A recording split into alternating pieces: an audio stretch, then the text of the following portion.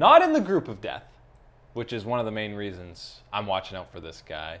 Mr. Doublelift, who had a bad run-in with Crown last Worlds. Interesting play that we'll show you in a little bit. But That's right. Doublelift was playing out of his mind in the summer playoffs. He was fantastic for them. Highest KDA of anyone in that tournament. And I mean, he knows he didn't play that well in Worlds last year. And he said himself it was the first time he felt like he was the main reason that his team lost. So he is definitely looking for redemption at this Worlds. And he's coming in with pretty insane form. And him and Biofrost together as a duo lane have been pretty fantastic lately.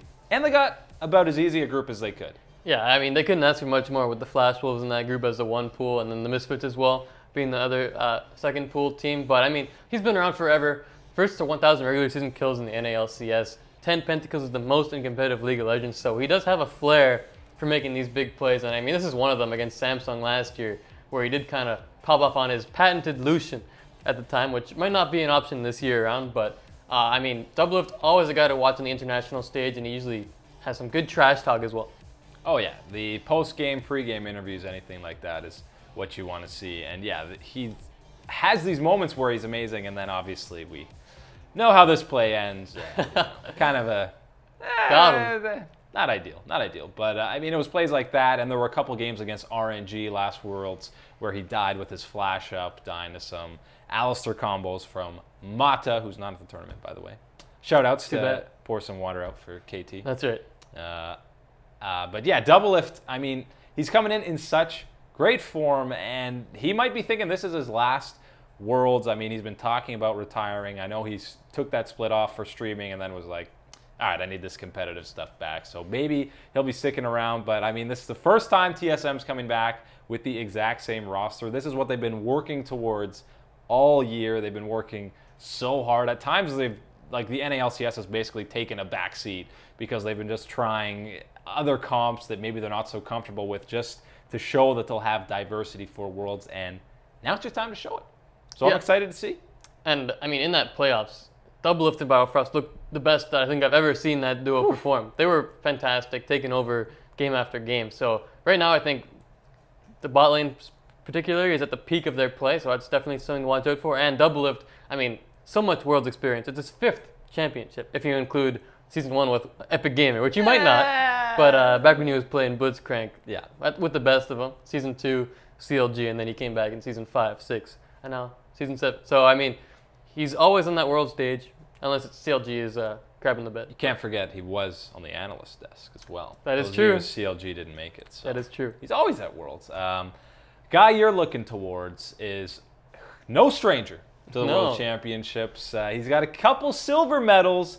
Mr. Uzi, however you want to say it. It changes every year. Yeah, I mean, I like Uzi because it sounds cool. It sounds cool. But I mean, this guy obviously mechanically is spectacular. He had some games in the LPL playoffs where he was frontlining a bit and, you know, taking some CC that maybe he shouldn't have. But I mean, he's still an amazing player and he's got the international experience. He definitely does. 2-time runner-up, Worlds finalist. I would take it. Always a bridesmaid. Poor Uzi.